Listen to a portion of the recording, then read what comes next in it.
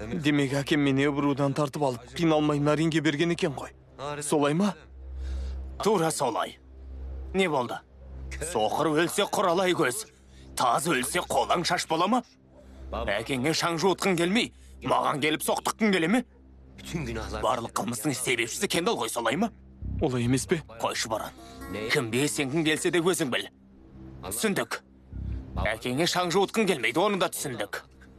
Айтқаныңды үндемей көтерейін, бірақ енді кет. Бара ғой. Кетпейім.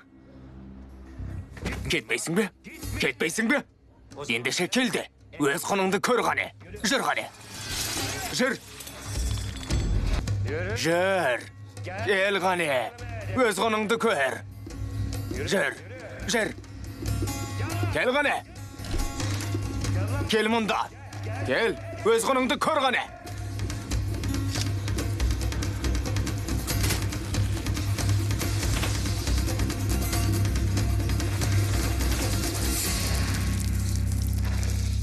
Мына жаңғақтарға жақсылап қара, жақсылап қара. Сенің құның бар қадірің міне осы ғана.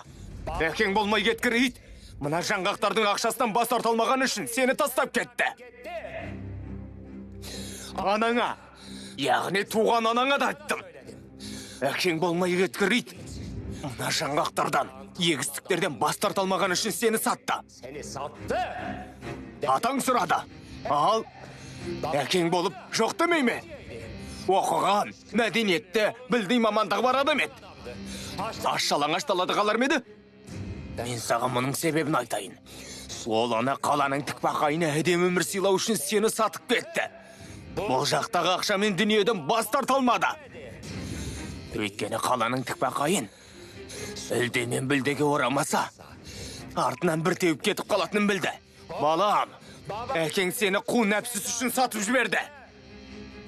Енді келіп ал, мені не үшін жазғырып тұрсың? Өтірік айтасың.